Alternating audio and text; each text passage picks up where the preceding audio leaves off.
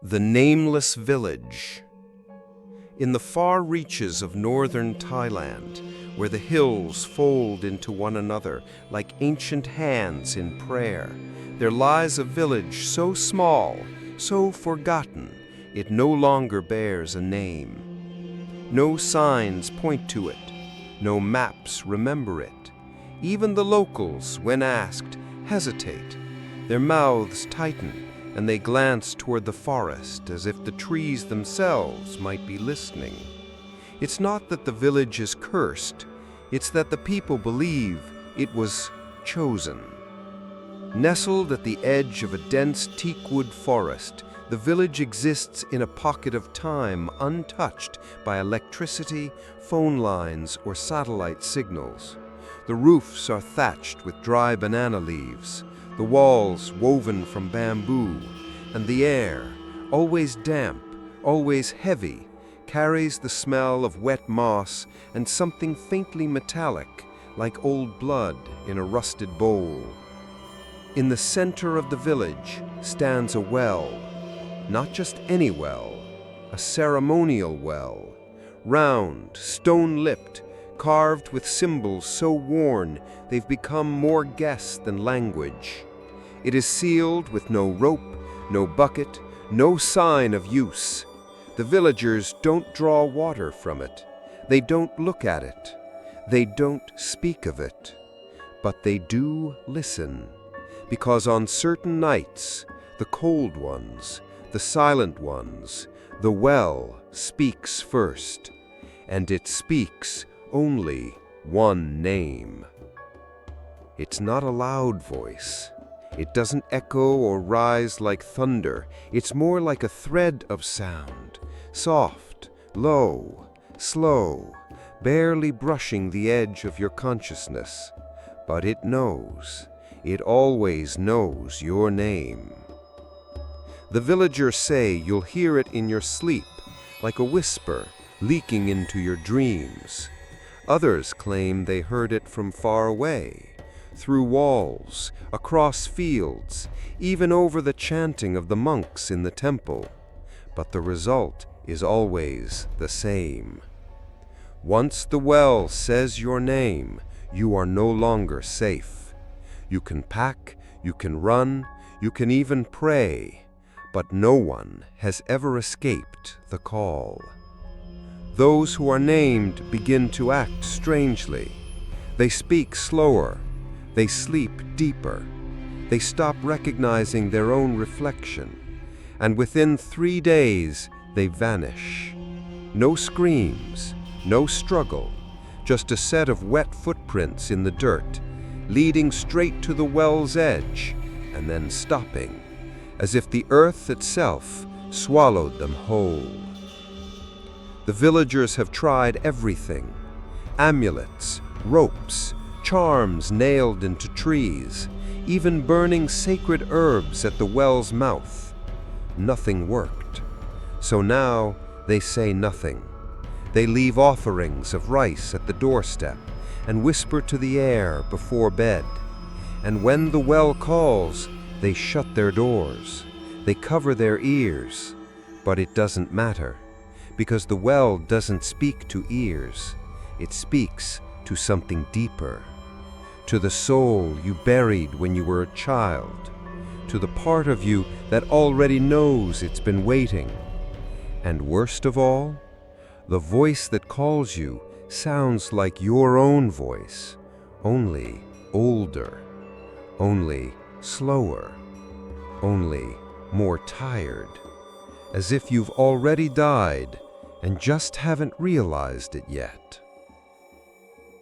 Don't answer when the well calls you, the old villagers say, because it never calls the living. Long before the well began whispering names, it was revered, not feared. Back then, the villagers called it Nam Ban Pi, the spirit's mouth. It wasn't just a source of water. It was a doorway, a sacred opening through which the ancestors could speak. Only the village shaman, known as the Mo Pi, was allowed to kneel at its edge. Once a year, during the night of the ghost moon, when the air turned thick with mist and the dogs refused to bark, the shaman would descend the temple steps barefoot, holding only a lantern and a bone pipe carved from the femur of the first elder. He would sit by the well, he would light the pipe, and then he would breathe into the mouth of the spirits. No words, no chanting, just smoke. The villagers waited in silence behind closed windows. When the smoke curled back up, rising from the well like a hand reaching for help, the shaman would nod, and the next morning they would wake to answers. Some found money that had been lost. Some dreamed of dead parents giving quiet advice. Some simply felt lighter, as if sorrow had left them in the night. It was beautiful, it was healing, and it was never repeated without reason, because it came with rules. Rule 1, only the Mopi speaks to the well. Rule 2, never call the name of the dead into the water. Rule 3, if the well speaks back, seal it immediately. But rules fade, and curiosity is louder than fear, especially for the young. It is said that decades ago, a new generation of monks came to the region, eager to disprove local superstition. They wanted to modernize the village, to connect it to electricity, to roads, to tourism. They called the well a relic of fear, a symbol of ignorance. So they invited a researcher, a foreigner, to inspect it. He brought machines, wires, cameras. He set up camp beside the well. He laughed at the stories, and he asked the villagers to tell him the names of their dead, names he then shouted into the well, loud, clear, over and over. That night, the dogs didn't bark. They screamed. Every lantern in the village shattered. The old shaman, now blind and barely breathing, began to sob in his sleep. And in the morning, the researcher was gone. His tent was still there, his equipment untouched, but only a trail of wet footprints remained, footprints that began nowhere and ended at the edge of the well. No one spoke. The monks left the same day, never returning. Since then, the well has never been used again, not for prayer, not for ritual, but it has been heard. No one calls upon the spirits anymore, because now the well calls first. It does not wait for permission. It does not follow the lunar calendar. It does not whisper for guidance. It chooses one name, always alone, always when no one else is listening. The old woman in the village, the last who remembers the real rituals, says this: "The well is no longer a mouth for our ancestors. It is a throat for something older, something deeper, and now it has a taste for names. Once the well spoke because we asked. Now it speaks because we forgot how to listen." His name was Lursak, 7 years old, skin like sun-baked clay, eyes that squinted even at dusk. He was the kind of boy who chased frogs in the rice fields and smeared mud on his arms like armor. He ran barefoot through the village as if the land belonged to him, and maybe, for a while, it did, until the night the well whispered his name. No one heard it but him, not his mother, who was sewing by candlelight. Not his grandfather, half asleep on the porch. Not even the monks chanting softly in the distance. Only Lursak. He paused mid-run, standing alone beneath the banyan tree, where the shadows were thickest. The cicadas had stopped singing. The wind held its breath. And then, faint, slow, deliberate, came the voice. Lursak. It wasn't loud. It wasn't scary. It sounded tired, familiar, as if someone who used to be him was calling back to him. He didn't scream. He didn't tell anyone. He just stood still for a long time, blinking. And then he smiled. Not a child's smile, but the hollow grin of someone who's already accepted something far too big to understand. He walked home as if nothing had happened. He went to sleep without a word, and by morning, he was gone. His bed was undisturbed. The front door still latched. No sign of forced entry, no sign of a struggle.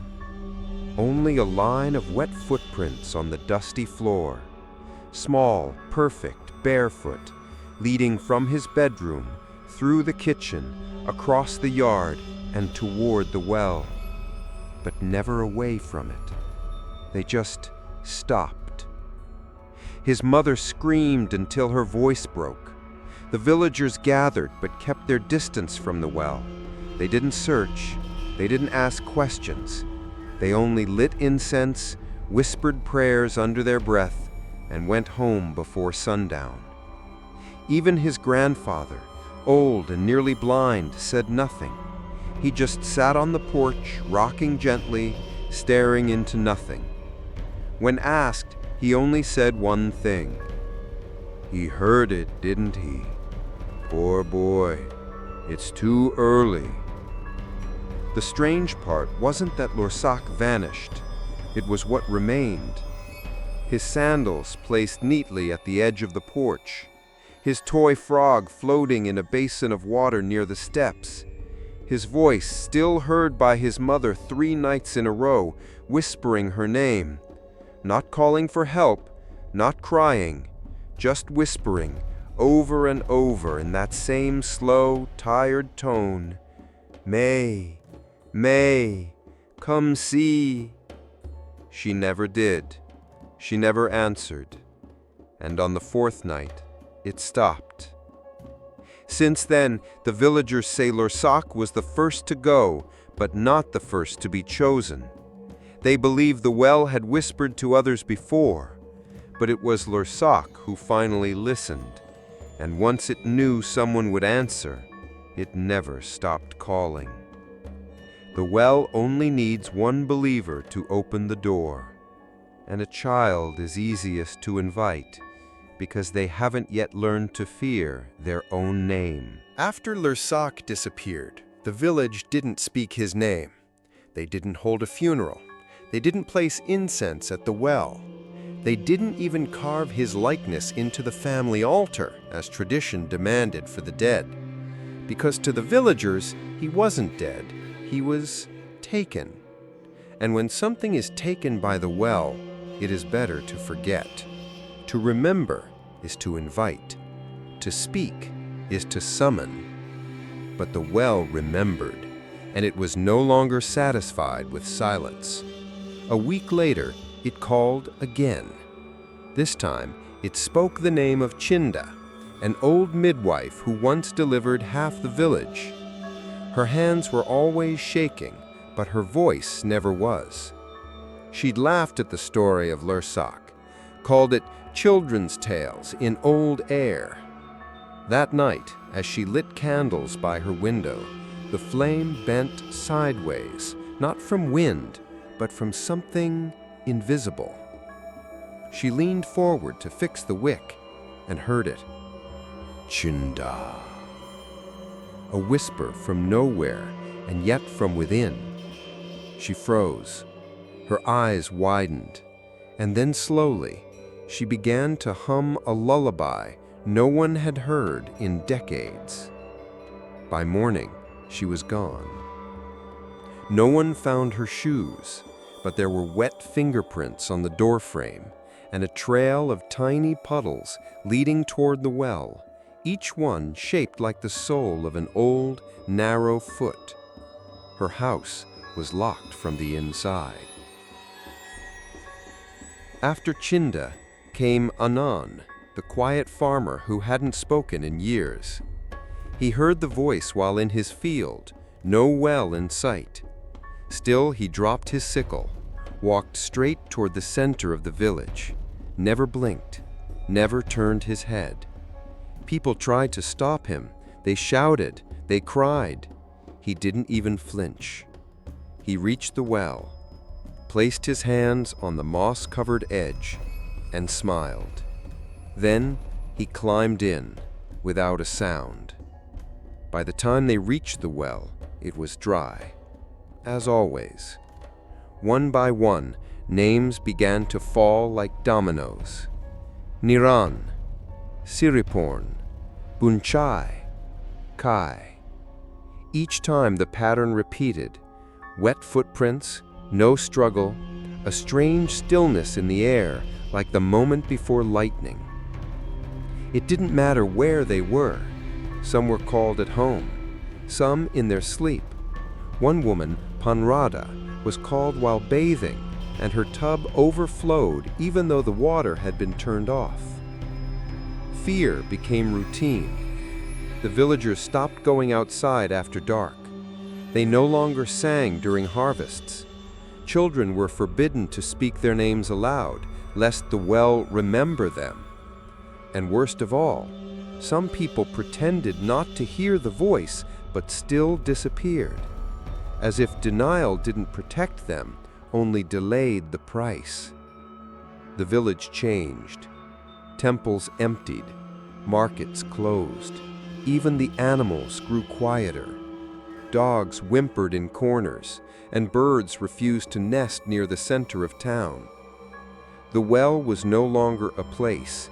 It was a presence, something that breathed beneath the soil, something that had waited patiently, listening for decades. And now that it had learned the taste of names, it wanted more. They say if you listen closely during those quietest hours before dawn, when the mist curls between your bones and the air smells like stone, you'll hear it exhale. And on that exhale comes a name. The well does not shout. It doesn't need to. It only whispers, because what truly terrifies us is when death knows us personally. At first, they thought it was the spirits, the ancestors, the forgotten dead, old monks with unfinished chants. Ghosts, maybe, calling the living back to join them. But then someone said it out loud, and the entire village went still. "It didn't sound like a ghost," she whispered. "It sounded like me." Her name was Dao, a young woman, barely 20, with hands always cold and eyes that blinked too often. She was the only one to survive the call, at least for a while. She had heard it one night while lying in bed. Not from outside her window, not from under the floorboards, from inside her pillow. As if the fabric had turned into a mouth, as if the voice had been waiting there, watching her dream. Dao, Dao. Slow, tired, like her voice, but run through sand and sleep. Older, wetter, not echoing, not ghostly, just familiar, too familiar. She sat up, eyes wide, heart pounding. She looked around. Her parents slept, the air was silent, the candles hadn't even flickered. But she knew what she'd heard, because it wasn't just a sound, it was a memory. The next day, she refused to speak. She wrote down what she'd experienced in broken, shaky letters.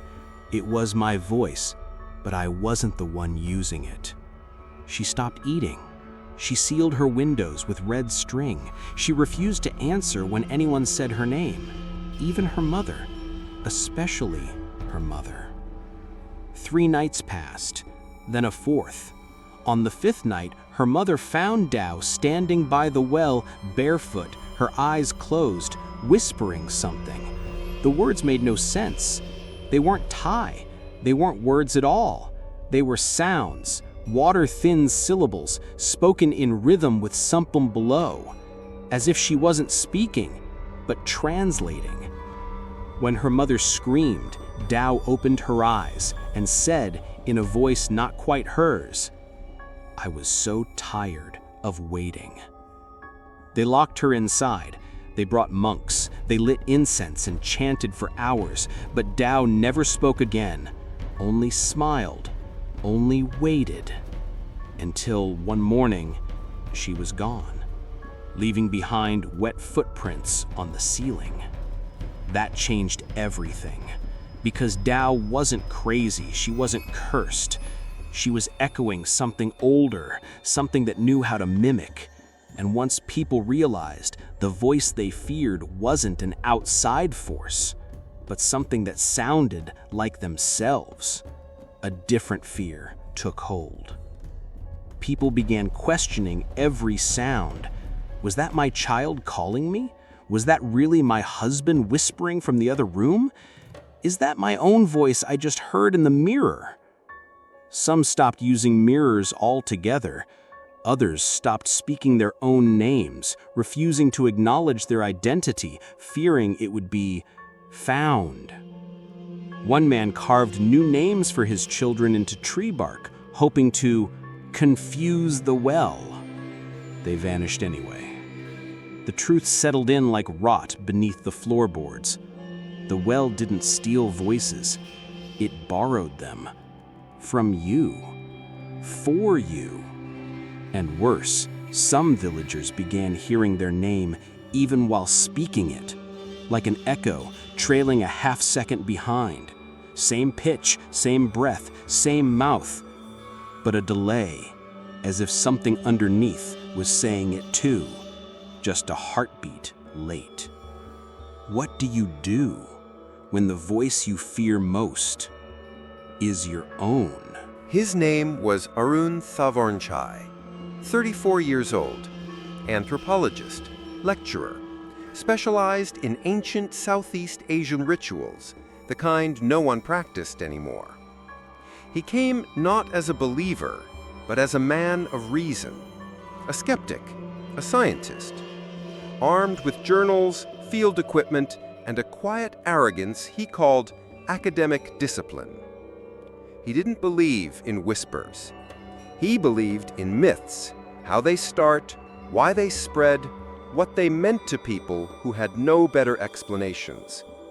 So when a former student told him about a village with a haunted well that calls your name, he packed his bags the same night. The journey was long. From Bangkok, he took 2 buses north, then a rickety truck up the mountains. The final leg, he walked, 3 hours through narrow forest paths, thick with vines and silence. He didn't need directions. The villagers along the way simply pointed toward the hills without a word. He arrived just before dusk. The village was smaller than he imagined. No school, no clinic. Only 10 or 12 bamboo houses clustered around an open dirt square, and in its center, the well. It was exactly as he'd read. Stone-lined, waist-high, covered in moss and soot. No bucket, no pulley, no sign of use. Just there, like a forgotten mouth. Arun unpacked his gear.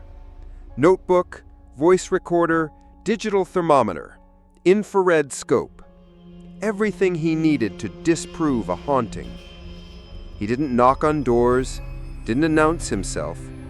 He set up camp near the tree line, just beyond the well's reach, and waited. That first night, nothing happened. He listened. He recorded. He stayed awake until dawn. The only thing he noticed was how still the air felt, as if the forest, the insects, the sky itself were holding its breath.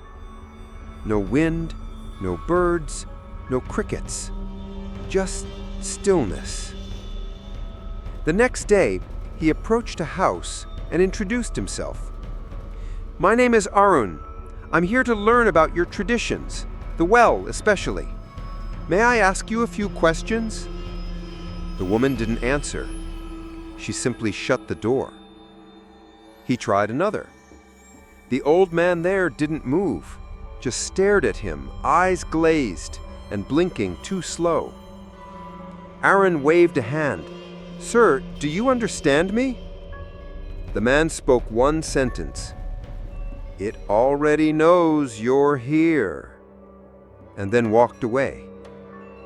By afternoon, Aaron was frustrated. No one wanted to talk. No one would let him in. He wasn't even sure they were afraid, just resigned, as if they weren't hiding from danger, but waiting for it.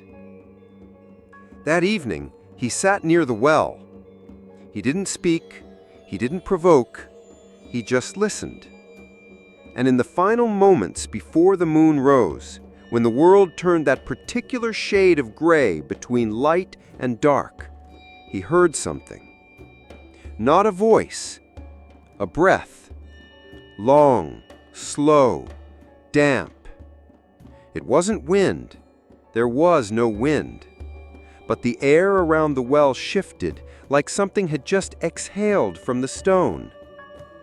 Aaron leaned closer. He turned on his recorder. Silence. Then, too soon. A whisper. Too faint to analyze, too deliberate to ignore. He replayed it 6 times. By the 7th, it was gone. Erased, like the device itself refused to remember. Still, Aaron didn't believe. Not yet. Instead, he noted it as an auditory anomaly, the kind that came from stress, fatigue, or suggestibility. But later that night, as he drifted to sleep inside his tent, he heard it again. Arun. And this time, it didn't come from outside. It came from beneath his bedroll. He sat up, breath caught in his throat. His recorder was still running beside him. He played it back. Silence. Then static. Then his own voice, but slower, like a memory dragged underwater. Arun, you made it. He didn't sleep after that. Not because he was afraid, but because something deep inside him had shifted. A tension in his bones, a pressure behind his eyes, as if his body had just remembered something his mind hadn't caught up to yet. The well does not fear outsiders. It waits for them to stop being outsiders. Arun believed in documentation. He'd written in journals across Cambodia, Laos, and Myanmar, tracing rituals, decoding forgotten dialects, mapping the superstitions of jungle tribes and mountain dwellers. But this was different, because for the first time, he was part of the myth. Day 1. No one talks to me. The air feels heavy. The well is ancient, but not supernatural. Probably mass hysteria rooted in trauma. Day 2. Heard something last night, like breath, possibly wind pattern through stone structure. Note to test acoustic resonance. Day 3. Whispered my name. I heard it, no doubt. Recorder caught something, but it deleted itself. Faulty SD card? Day 4. Had a dream. I was standing at the edge of the well, but the reflection staring back wasn't me. It was older, paler, still. By the end of the 4th night, Arun's writing had changed. The entries weren't organized. They weren't labeled. They were confessional, scrawled across the pages like thoughts too heavy to say aloud. It's not just a well. It remembers. It's studying me back. I saw my mouth move before I spoke. He began hearing his own voice in strange places, while sipping tea from inside the cup, while washing his face behind the splash of water. Once, in the middle of the night, he swore the voice whispered from inside his lungs as he exhaled. He tried testing himself, left recorders running while he slept, placed salt around his tent, wrote his name backwards and wore it on his chest, a crude trick used by shamans to ward off named spirits. Nothing worked.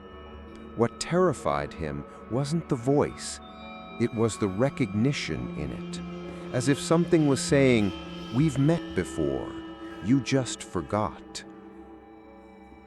On the 5th morning, he woke up to find his own journal rewritten, his clean notes gone, replaced by strange sketches, circles within circles, eyes dripping water, a mirror cracked in 4 directions, a well with something climbing up. At first, he thought he'd drawn them in his sleep, until he saw the handwriting. It wasn't his. It was neater, older, like someone had written it carefully, with reverence. He ran his finger over the ink, still fresh, still wet. The pen was resting beside the page, but he hadn't touched it in 2 days. And on the final page, in a language he didn't recognize, were 3 symbols: a mouth, a name, a void. Arun stopped documenting after that, not because he gave up, but because he didn't trust himself anymore. What if he wasn't the one writing? What if each page made it easier for the thing in the well to learn him, to copy him? That night, he dreamed again. He was standing at the edge of the well, but this time he was looking up from below, from inside the well. He saw the moon above, bright and distant. He saw his own silhouette standing at the top, staring down. And then that silhouette waved and jumped in. He woke up choking, gasping for air that wasn't wet. Sweat covered him. His heartbeat was wrong, too slow, exactly half his normal rhythm. He checked his watch. It had stopped at 3:33 a.m., exactly the moment he woke up, but the second hand was still ticking, backwards. The well does not lure you in with fear. It waits until you no longer know which side you're on. She was sitting alone by the well, cross-legged, barefoot, drawing in the dust with a twig. Arun almost didn't notice her at first. She was so still, she blended into the gray morning fog. But when he approached, she looked up, not startled, not curious, just knowing. "You're the one who keeps writing at night," she said. Her voice was small, dry, like it hadn't been used in days. Arun blinked. "What?" "The pages in your notebook, they change. I've seen it." He knelt beside her, cautiously. "Who are you?" "Molly." She didn't offer a surname, didn't ask his. "How old are you, Molly?" "Old enough to stop listening, young enough that it still wants me." Molly wasn't like the other villagers. She didn't flinch at questions, didn't avoid eye contact. She even smiled, not out of joy, but from some quiet place of long-suffered understanding. "My parents were taken 3 winters ago," she said, tracing a spiral in the dirt. "First my father, then my mother the night after she tried to say his name out loud." "Did you hear it, the well?" Arun asked. She nodded slowly. "It called me twice. I didn't go. Why not? She looked up. Because I have nothing left to give it. Arun sat in silence. There was something unnatural about the girl. Not evil, not haunted, just unfinished, like a story interrupted halfway. It calls the living, she whispered. But I already died a little when they left, so it gets confused. Do you still hear it now? Every night, sometimes in the river, sometimes in my food. She leaned closer. Sometimes in my own laugh. Arun tried to hide the chill running down his back. He wanted to ask more, how she slept, what she dreamed, if she remembered the sound of her parents' names. But Molly had gone quiet. She was drawing again, only now she wasn't using the twig. She was dragging her fingertip through the dust, the skin splitting slightly, leaving thin trails of red. Arun reached to stop her, but she looked up and said, "It needs a name to enter, but sometimes it only needs blood." That night, Arun couldn't sleep. He kept seeing Molly's finger in the dust, the way her eyes didn't blink, the way she spoke like someone far older than her body allowed. He flipped open his journal, intending to record the interaction, but a new page had already been written. Not by him. Just 3 lines. She is not afraid. That's why it waits. Not all doors must be opened. Some are already ajar. At dawn, he returned to the well. Molly was gone. But next to the stone rim, etched in dried blood, was a name. His. Arun. Not carved, not scratched. Written. Slowly, neatly, in a hand that wasn't Molly's. And next to it, a smaller version of the same name, as if it had been traced a second time by someone trying to remember how it's spelled. Some people survive because they're strong. Others survive because there's nothing left in them worth stealing. Arun didn't mean to look. He'd avoided it for days. No photos, no reflections. He wouldn't even look into his own cup of tea, afraid the surface might show something he wasn't ready to see. But that morning, something called him to the well. Not a voice, not a whisper, just an impulse. The same way a moth feels the need to burn. The village was still asleep, or maybe they were just pretending. The houses were shuttered, the smoke was still, and the well, it stood in the mist like a wound that never closed. Arun approached it slowly, step by step. His boots made no sound on the dirt. His breath fogged the air, even though it wasn't cold. He knelt, and for the first time, he looked in. It was supposed to be dry. Everyone had said so. His equipment had said so. But now, water. Still, black. So black it swallowed the light. It didn't ripple. It didn't move. It just waited, like a mirror that had been asleep.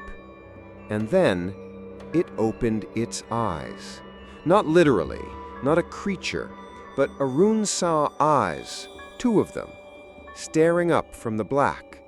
His eyes, only older, wider, less his and more a memory of him. He gasped and pulled back, but the reflection didn't vanish. It stayed there hovering, as if it wasn't a reflection at all, but a being that had taken his shape.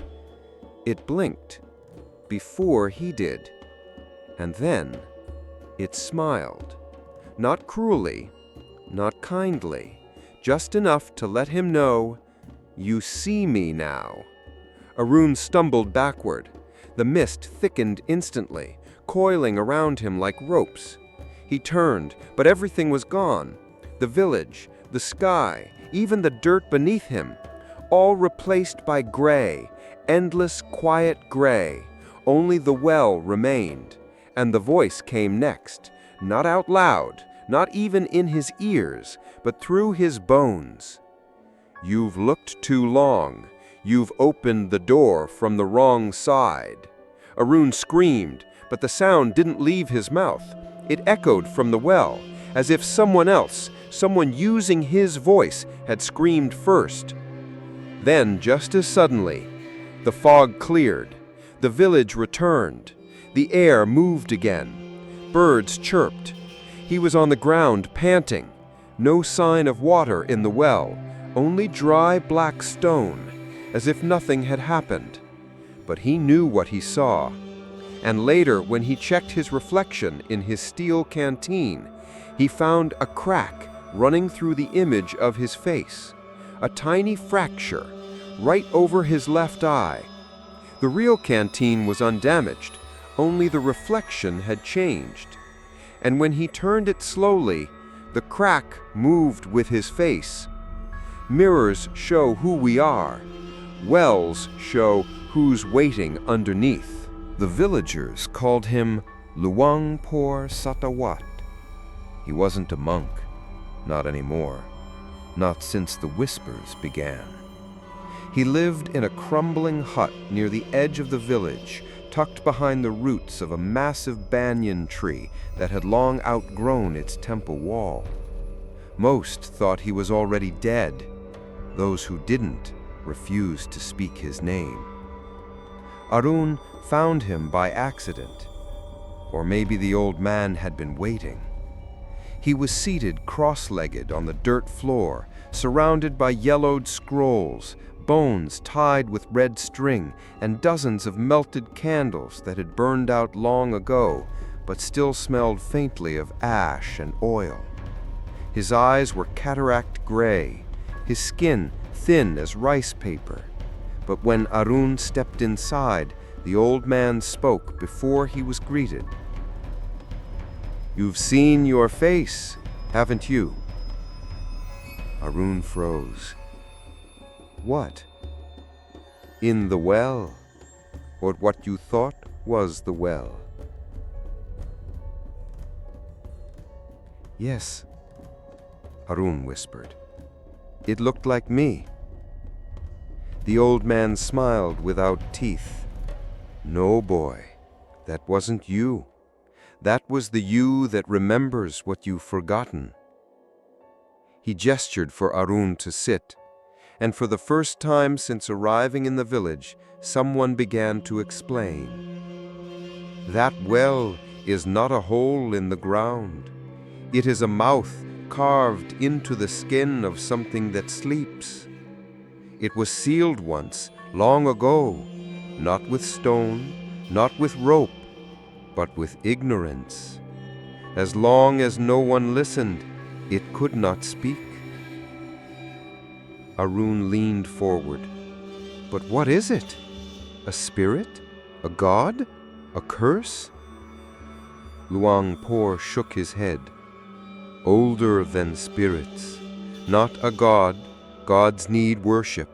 Not a curse. Curses need intent. It is hunger given shape." He pointed to a cracked bowl filled with ash. "Once every generation, someone is born who hears it early, as a child. That person is called the echo holder. Their role is not to answer, but to contain the sound. But this generation, there was no echo holder, so the well began to spill." Arun thought of Mali. "There's a girl, Mali. She hears it, but she's not afraid." The old man nodded slowly. "Then she may be the last chance you have, before the voice becomes louder than thought." He picked up an ancient parchment, so brittle it cracked like sugar. On it was a diagram, a circle within a square, within a mouth, within a flame. This was the original binding, not physical, symbolic. The square is the village, the circle is the bloodline, the mouth is the voice, the flame is the forgetting. As long as they all stayed aligned, it could not escape. Arun frowned. And what broke it? The old man smiled again, but this time it was sadder. Curiosity. A voice called where no one was supposed to listen. A question was asked in a language too old to be forgiven. He reached into a rusted wooden box and pulled out a small bell. Its handle was made of bone, its clapper a dried fingertip. This was used in the last sealing. When the well whispers your name, ring this before you hear it a second time. If you ring it after, it will only echo louder. Arun took the bell. It was cold, too cold for the warm room, and when he held it near his ear, he heard something, not a chime, a heartbeat. Do not try to seal the well, Luangpur said. That is not your job. But if it offers you a choice, choose silence, even if it sounds like mercy, even if it sounds like you. As Arun left the hut, the old man spoke once more. It has been watching you since you stepped into the forest. The well doesn't just call you, it remembers what you were before you were born. The well is not opening, it's waking up, and those who dream beneath it are dreaming of you. Arun left the village at dawn. No one saw him off, no one said a word. Even Molly was gone, or hiding. But as he passed the well one last time, the morning mist curled into a single shape. A hand, reaching upward, palm open, fingers curled inward like it was holding something. He didn't stop. He just tightened his grip on the bone-handled bell and kept walking into the trees. It took 2 days to reach the lowlands, another day to find transport, and by the 4th night he was in Chiang Mai, exhausted, sunburnt, and still hearing his own name in the water pipes of every building he entered. He didn't go to the university, didn't check into a hotel. He went straight to the Wat Phra Si, one of the oldest monastic libraries in the north. It wasn't open to the public, but Arun wasn't the public. He had credentials, he had connections, and more importantly, he had desperation in his eyes. The head librarian, a monk in faded orange robes with a voice like soft gravel, led him into the restricted archive, a room that smelled of old leather, ash, and forgotten warnings. "What are you looking for?" the monk asked. "Anything," Arun said. "Legends about wells that speak, rituals of sealing, proto-Thai spiritual containment scripts, anything mentioning the mouth beneath." The monk paused, then pointed to the farthest shelf, the one with no labels. "Read carefully," he said. "Some words don't want to be remembered." For hours, Arun pored through ancient texts, scrolls, folios, palm leaf manuscripts. Many were in fading Pali, others in proto-Thai glyphs, but one passage, half-burned and written in a dialect he barely recognized, stopped him cold. "There is a hole that is not a hole. It is a mouth carved into the sleeping bone of the earth. It was once sealed by the 4 gates: voice, blood, name, and forgetting. But when one speaks where none should, the mouth opens again, not to consume, but to remember what was buried in silence. He read it twice, then again. There was a hand-drawn symbol beneath the passage. A well surrounded by human figures, each with their mouths sewn shut. Another manuscript told of a ritual of silencing used by the hill tribes. It required a bell with a dead man's finger, the name of the one being called, a binding line drawn in ashes and bone. The purpose? To fool the mouth into forgetting. But it came with a warning. You must never speak while drawing the line. If you do, the mouth will answer. Arun copied everything he could, photographed what he couldn't understand, but the deeper he read, the more he saw a pattern. The well didn't hunt, it remembered. It wasn't calling souls at random. It was reclaiming what had been given to it long ago, in bargains no one remembered making. Late that night, he found one final scroll. It was brittle, faded, written in blood. When the mirror in the ground calls your name, it is not asking for you. It is inviting the part of you you buried when you first learned how to forget. Arun sat back. His hands trembled. The bell pulsed in his bag like a second heartbeat. He finally understood. The well didn't just want him, it knew him.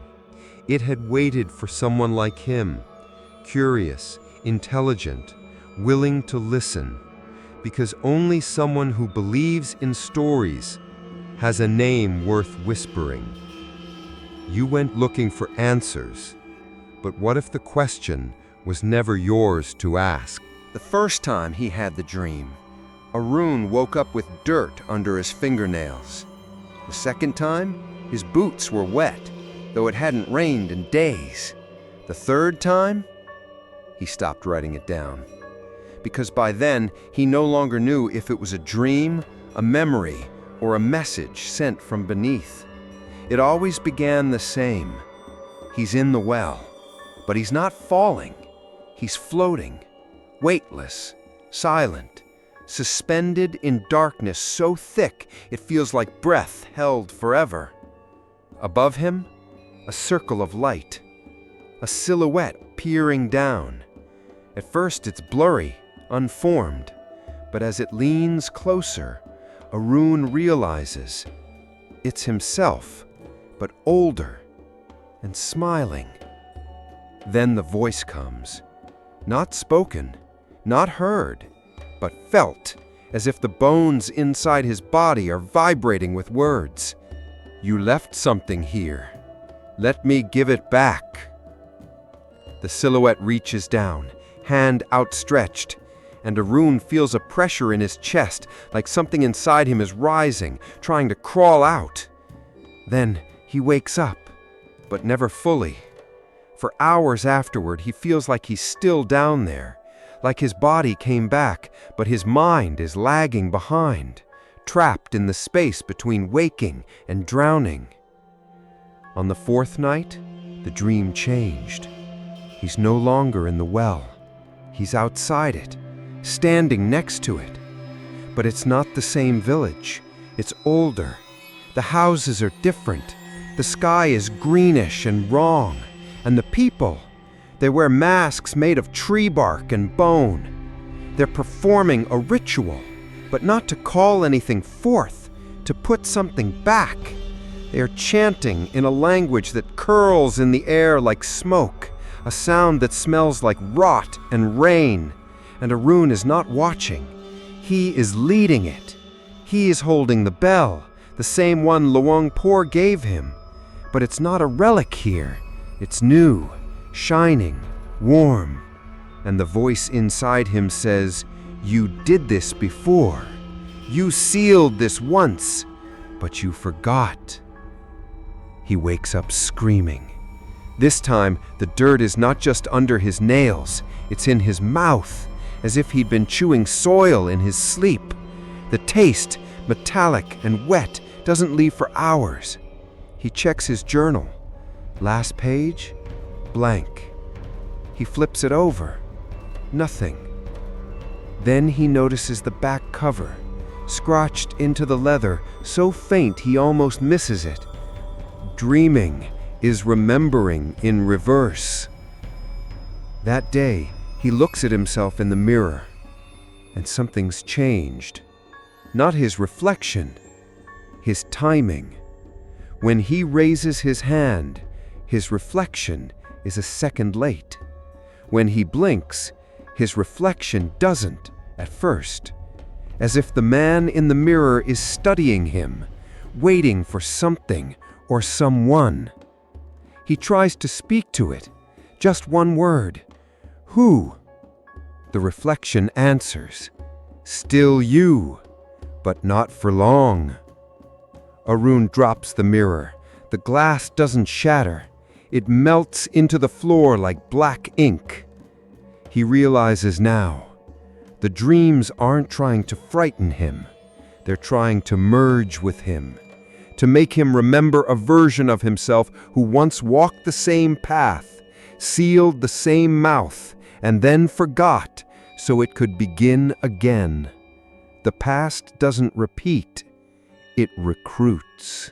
He returned to the village on the 7th night.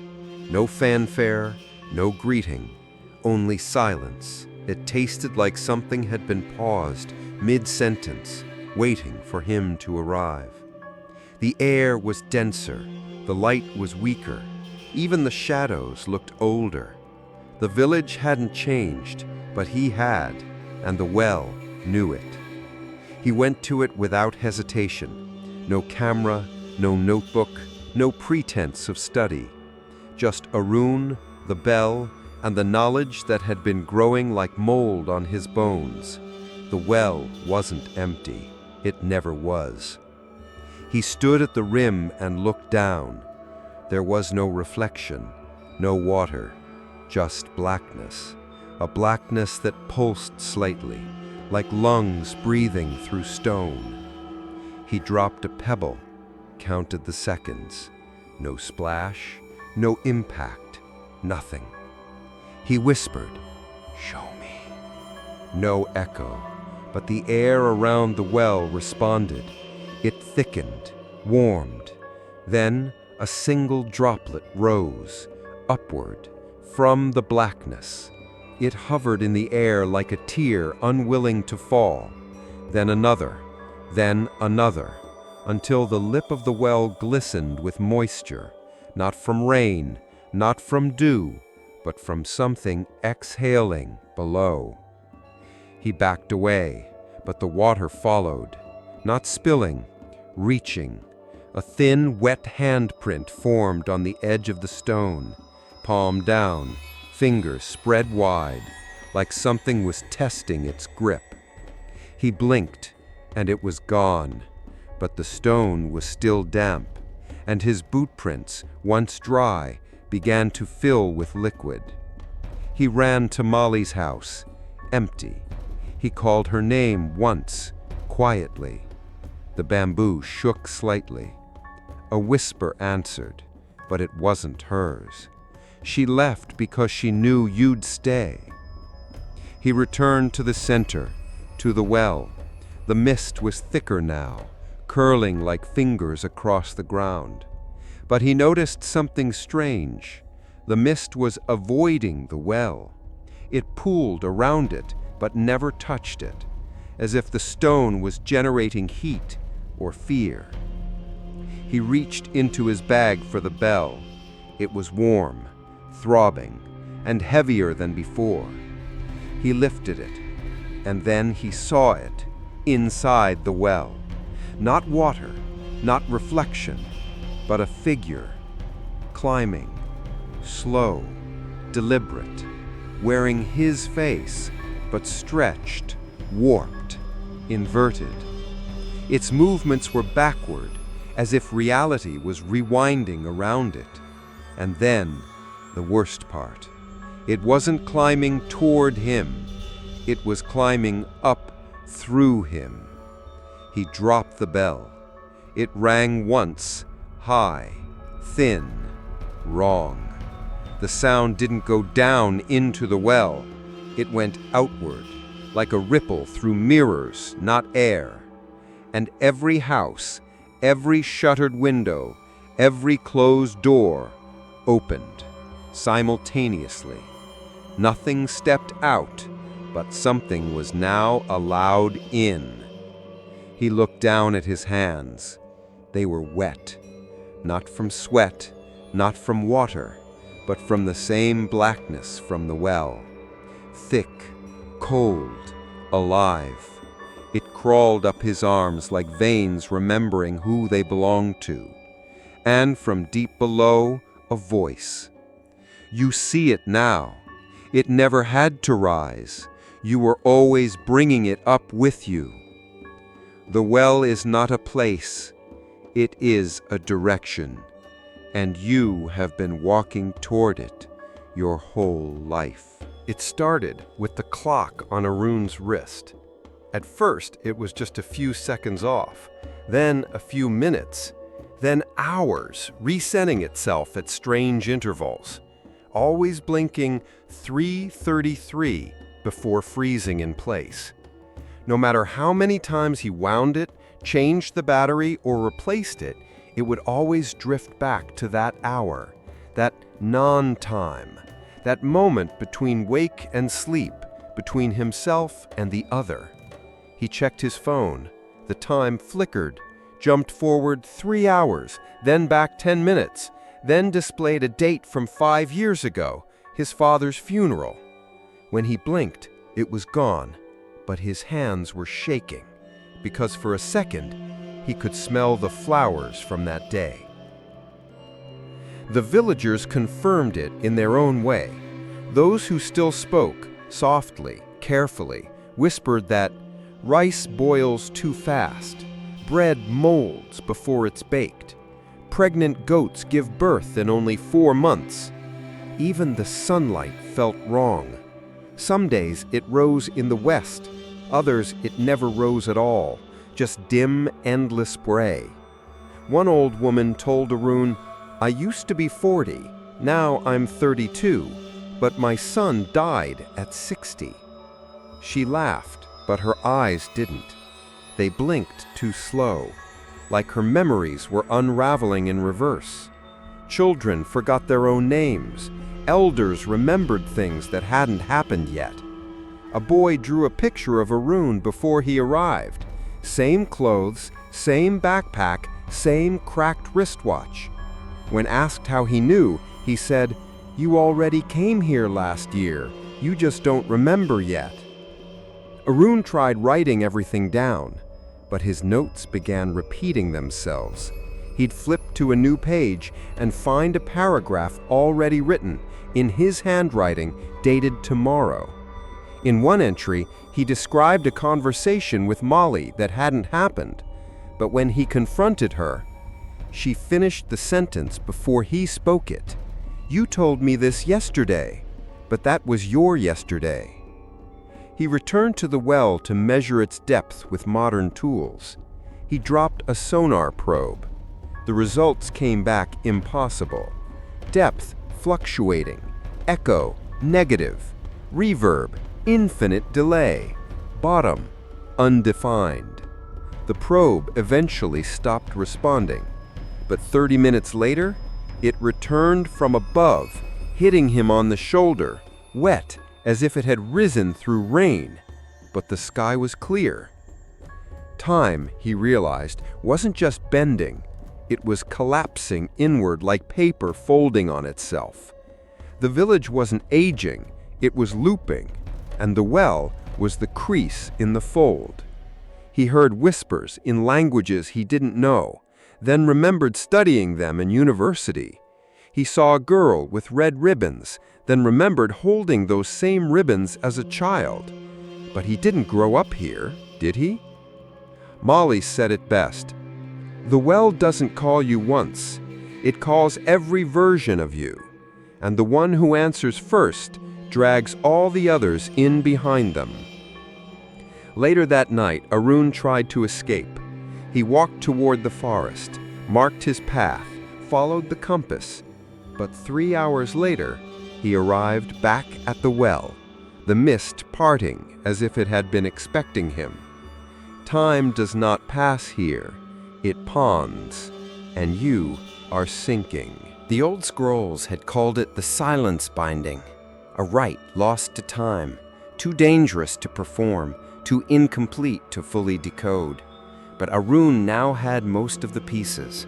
From the monks' diagrams, from the burnt symbols in the Chiang Mai archives, and from the final words etched in blood at the base of the well, you cannot kill the mouth, but you can sew it shut using a voice it hasn't tasted yet.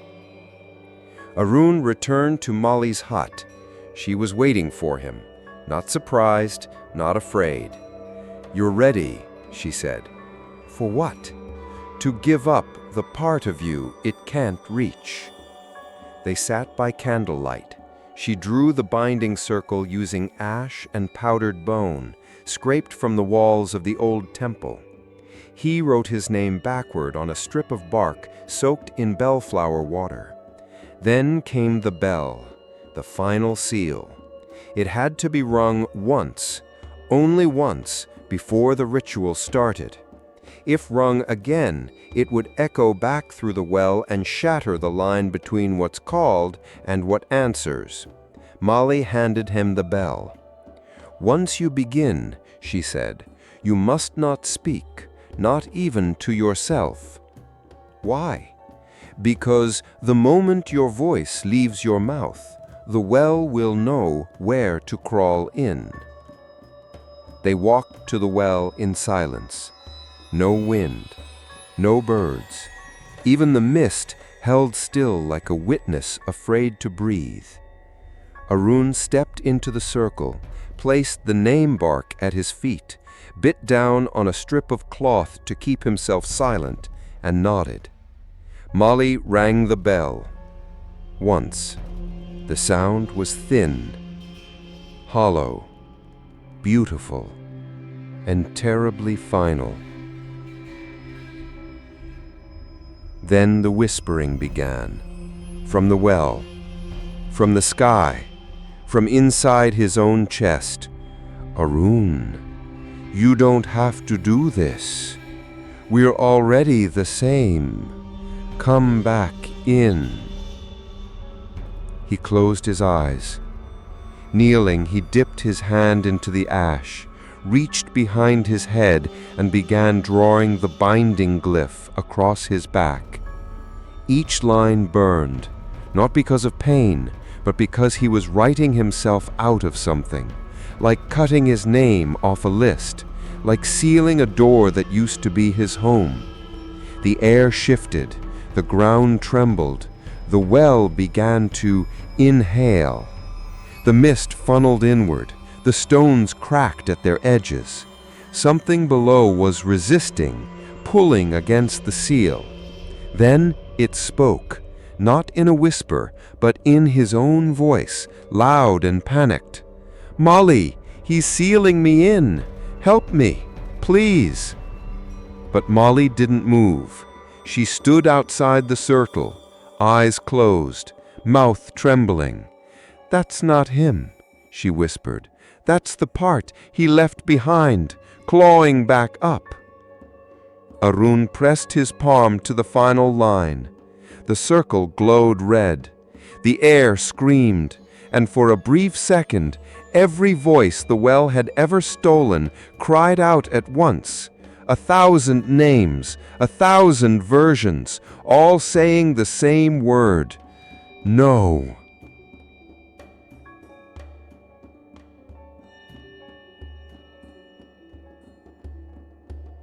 Then silence. The wind returned. The mist lifted. The well stopped breathing. When Arun opened his eyes, his hands were shaking. His name no longer sounded like it did in his mind. It felt lighter, unanchored. He had given up the part of himself the well could use, and in doing so had sealed it again. But not forever. Never forever. "How long will it hold?" he asked Molly. "Until someone else listens too closely. The mouth has been sewn shut again, but the thread is made of silence, and silence never lasts." The next morning, the village was different. Not brighter, not safer, just quieter. But not the kind of silence that coils behind walls, not the kind that creeps in before something bad happens. This was a new silence, a hollow, spent stillness, like the land had just finished holding its breath for generations. The well remained sealed. No water, no whispers, just stone and moss and the faint scent of ash. The binding glyph still shimmered faintly along its rim, a scar on the mouth of something that had almost finished speaking. Molly brought Arun a bowl of hot broth. He hadn't realized how long it had been since he'd eaten. He sipped slowly. His hands didn't shake anymore, but they didn't feel like his. They felt borrowed, like limbs worn by someone who'd made a trade he hadn't fully understood. "It's done," he said. Molly didn't answer right away. She just watched him. "For now," she finally whispered. "Then I'll leave," he said. "There's nothing more I can do here." But as the words left his mouth, he felt something flicker inside him, a quiet absence. He was no longer being watched. He was being waited for. "What will you tell them?" Molly asked. "Who?" "The people out there, the ones who still believe the world is safe." Arun didn't answer, because deep down, he knew he couldn't tell anyone. Not fully, not truthfully, because the well wasn't just a story now. It was inside him. Or rather, what he gave to seal it never came back. He was whole in body, but something in him, a frequency, a tone, a thread of soul, was now woven into the seal itself. If he left, the well might stay silent, but the silence might follow him, might seep into a conversation, a train window, a mirror, and someone, somewhere, would hear their name, spoken in his voice. He stared at the well one last time. The glyphs were fading, still sealed, but tiring. It would hold, for a while, but not alone. Molly stood beside him. "There's a reason it always calls someone from the outside," she said. "Because outsiders still have parts of themselves they haven't buried yet. So they still make good locks." He looked at her. She was calm, steady, but behind her eyes, grief too old to cry for anymore. "I can stay," he said. "You don't have to," she replied. "But if I don't, it'll start again, eventually." He walked the edge of the village that evening, listened to the wind, watched the sky turn purple over the hills, and when he reached the old temple ruins, he found a small stone hut, half buried, half whole. It was enough.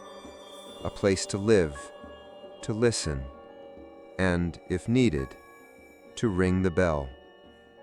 He never told anyone what happened. He never wrote another journal.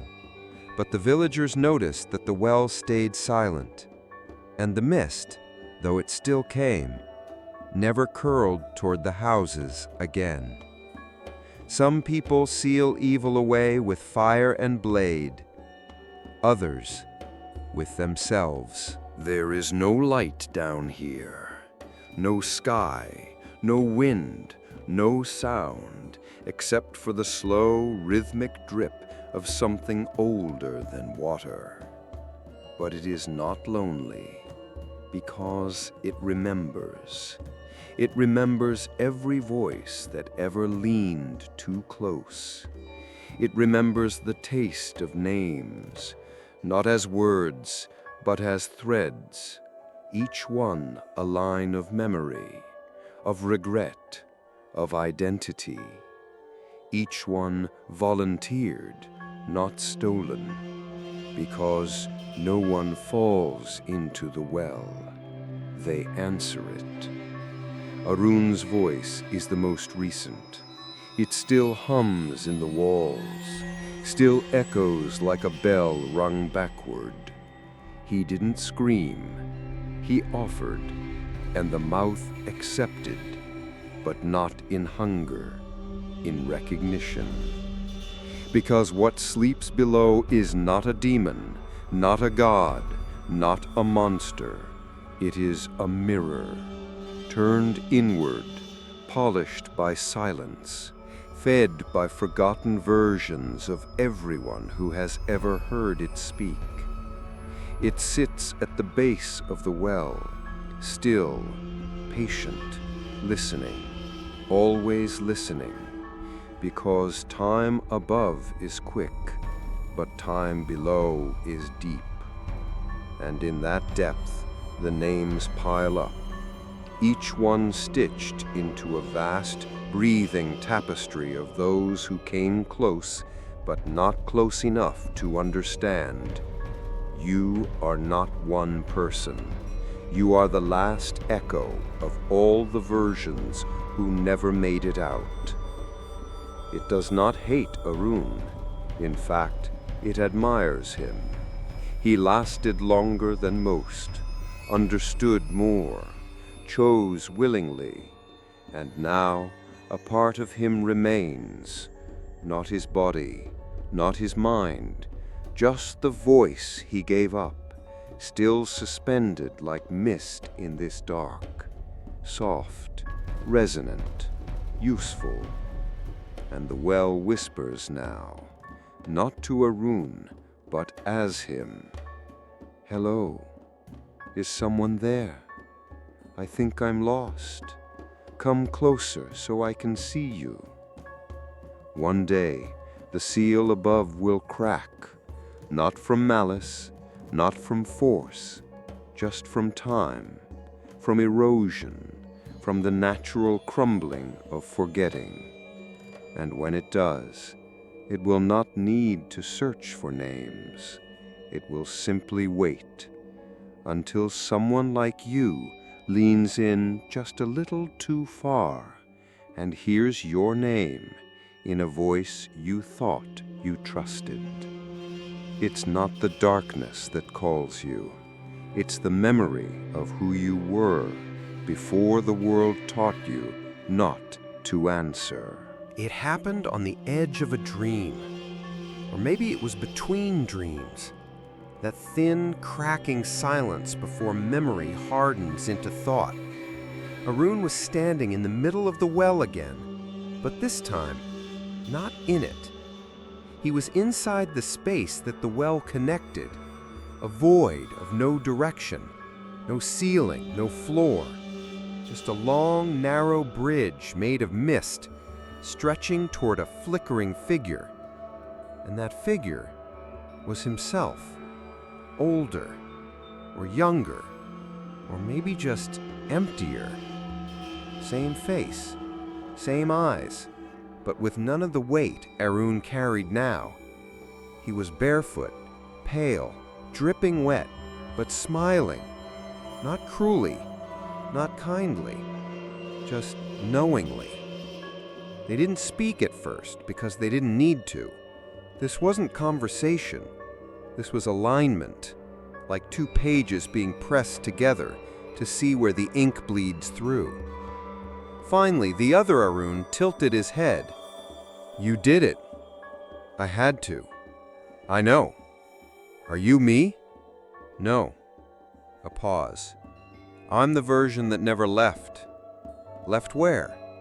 "The moment it called." He stepped forward. Every footfall made the bridge groan, as if it were made of memory, not stone. "You walked away. You resisted. You studied. You forgot. I listened. I answered. I stayed." Arun's voice trembled. "Are you what I would have become?" The other Arun didn't answer. Instead, he asked, "Why did you come back?" Arun hesitated, then said the only truth he had left: because no one else would remember. The space around them pulsed, not violently, not in warning, but like a heartbeat shared between two vessels, only one of which could keep beating. The other Arun extended his hand.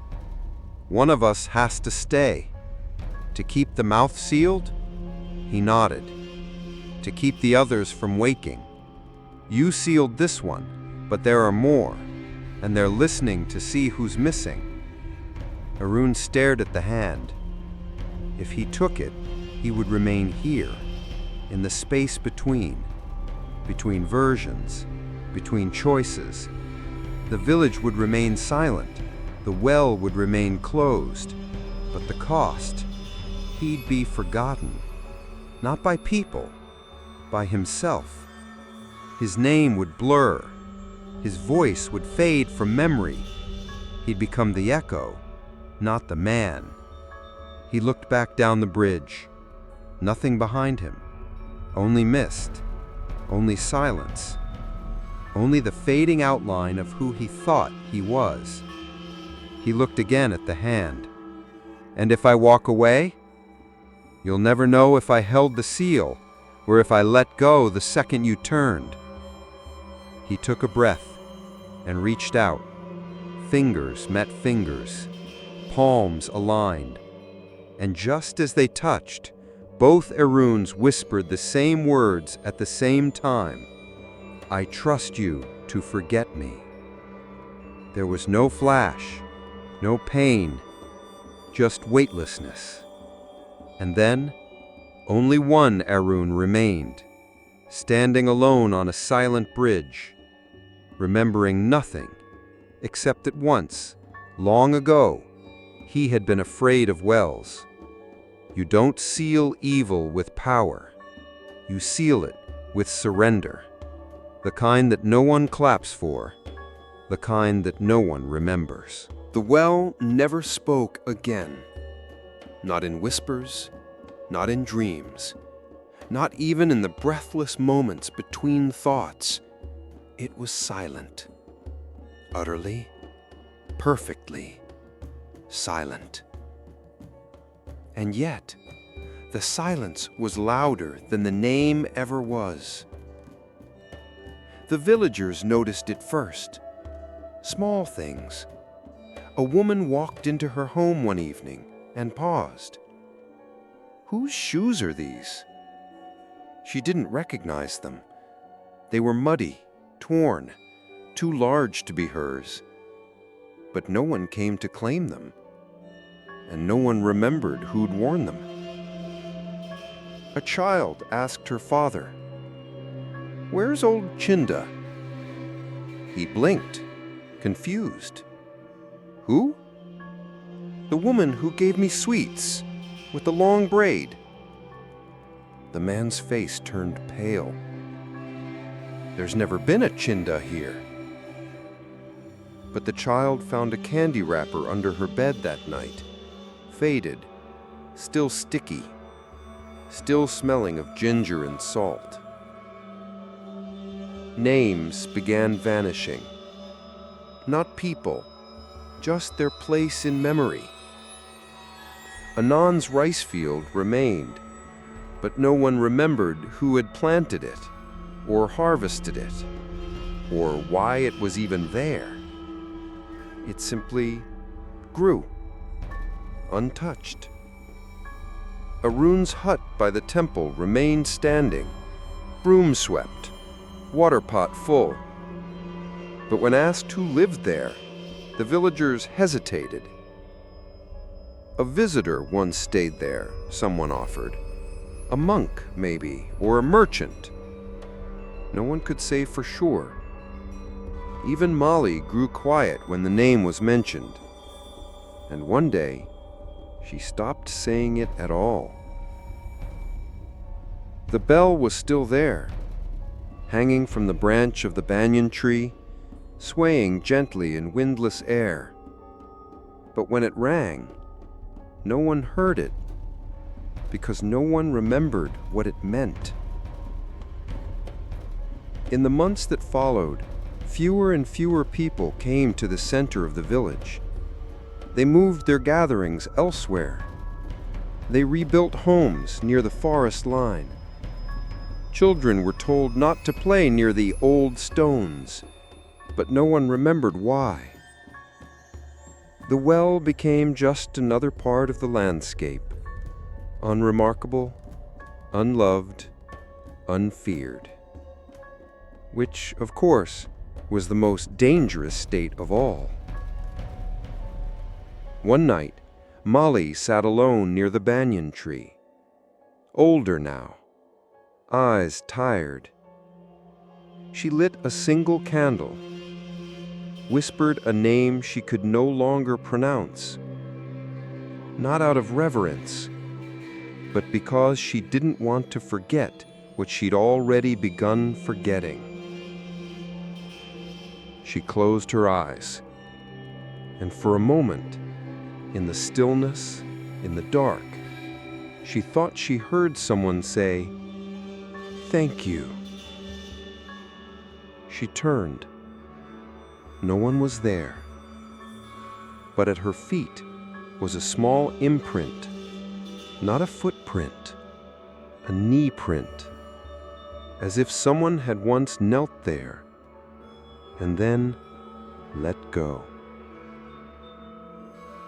Silence is never free. Something always pays the price to keep it quiet. And that price is remembering what no one else will. Somewhere far from the village, in a different province, a different country, a different life entirely, a girl found a well. Not hidden, not cursed, just old. The kind built by hand, stone by stone, generations ago. It sat behind her grandmother's house, half swallowed by weeds, covered in moss, forgotten, or maybe left behind on purpose. She was 12, curious, bored. She leaned over the edge, peering down. No bucket, no rope, no sound, just blackness. She called out, not expecting an answer. "Hello?" Nothing. She laughed. "Is anybody down there?" Still nothing. She turned to leave. Then, something. Not a voice, not a word, just a breath. A low, slow exhale that brushed the back of her neck, even though she was alone. She froze, and from the depths below, something rose. Not a figure, not a monster, a name. Mira. Her name, spoken softly, slowly, in her own voice, but older, as if her future self had whispered it from years ahead with lips tired from waiting. She backed away, quickly, heart pounding. The air was still, the leaves unmoved, no proof, no echo, no witnesses. Just her and her name, still hanging in the air like a memory someone else left behind. That night, Mira didn't sleep. She couldn't stop hearing it. Not just the sound, but the way it was said, like someone wasn't calling her, but reminding her that they hadn't forgotten. And far away, deep beneath stone and soil and memory, something shifted, not awakened, just stirred. Because nothing sealed forever stays quiet. And silence, true silence, always makes room for the next voice.